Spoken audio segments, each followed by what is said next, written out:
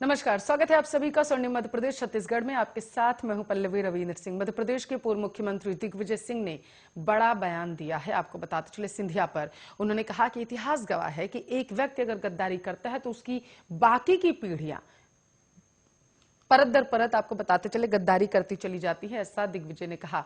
उन्होंने कहा कि शनिवार को जिले के मधुसूदनगढ़ में कार्यक्रम में पहुंचे थे वे, और दिग्विजय सिंह ने आगे अपनी बात को बढ़ाते हुए कहा कि कांग्रेस की सरकार तो बन गई थी, सिंधिया जी चले गए छोड़कर और 25-25 करोड़ रुपए ले गए एक एक विधायक का। अरे कांग्रेस का साथ गद्दारी का है कि इसका मैं क्या करूंगा, आखिर किसने सोचा था? जनता ने तो कांग्रेस की सरकार बनवा दी थी। इतिहास इस बात का साक्षी है कि एक व्यक्ति गद्दारी करता है तो उसकी पीढ़ी दर पीढ़ी गद्दारी पे गद्दारी करती है। तो भाई सोच समझ के गद्दारी करना। दिग्विजय के इस बयान के बाद सिंधिया की आम सभा में आपको बताते हुए पलटवार के रूप में देखा गया था। दरअसल केंद्रीय मंत्री ज्योतिरादित्य सिंधिया ने शनिवार को पहली बार दिग्विजय के गृहनगर राघोगढ़ में सार्वजनिक सभा की थी, और इससे पहले वह केवल एक बार किले पर पहुंचे थे जब जयवर्धन सिंह ने उन्हें भोजन पर बुलाया था।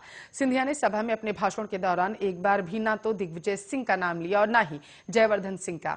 दिग्विजय सिंह राजगढ़ के पहुंचे थे और यहां उन्होंने पंचायत चुनाव के आरक्षण व्यवस्था पर सवाल खड़े किए। उन्होंने रोटेशन प्रणाली पर सवाल उठाते हुए कहा कि जो सीट महिलाओं के लिए आरक्षित थी वही फिर से है, जबकि रोटेशन पद्धति के अनुसार 1/3 सीटों पर महिलाओं के लिए आरक्षण में बदलाव किया जाना है। उन्होंने कहा पंचायत चुनाव में पूर्ण रूप से कानूनी तौर पर गलत किया जा रहा है। कानून में महिलाओं का आरक्षण रोटेशन से होता है, जो नहीं हुआ। अब जो पंचायत महिला के लिए आरक्षित हो गई हो, महिलाओं के लिए इस बार भी रहेगी, जो कानूनी तौर पर गलत।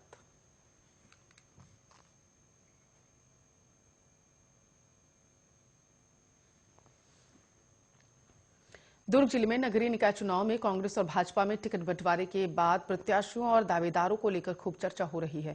चुनाव इस मोड़ पर आ चुका है कि कोई अपने भतीजे की दावेदारी से परेशान है तो कांग्रेस ने बिन मांगे ही बीजेपी नेता को अपना उम्मीदवार बना डाला, जिसके चलते जिले में लोग इन कहानियों की खूब अब चर्चा कर रहे हैं।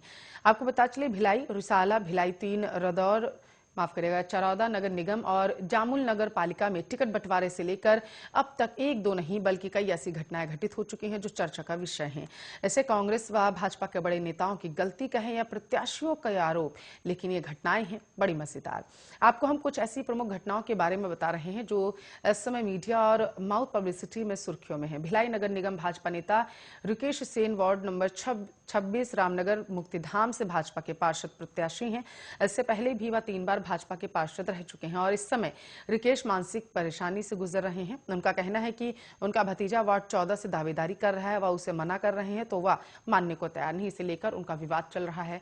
हालांकि दोनों की दावेदारी अलग अलग वार्ड से है। रिकेश इसे मुद्दा क्यों बना रहे हैं यह भी नहीं वह वही बताएंगे। उन्होंने कहा, आपको बता चलो, उन्होंने कहा कि भाजपा ने इस बार भिलाई नगर निगम में वार्ड 14 शांतिनगर से अरविंद पांडे को अपना उम्मीदवार बनाया। इससे वहां के दिग्गज भाजपाइयों में अंतर्कलह बढ़ चुकी है। यहां से पूर्व पार्षद ललित मोहन और विनोद चौबे ने भी टिकट की दावेदारी की थी। जब इन्हें टिकट नहीं मिला तो ललित मोहन ने अपने फेसबुक पोस्ट में मैसेज लिखकर नाराजगी जाहिर की।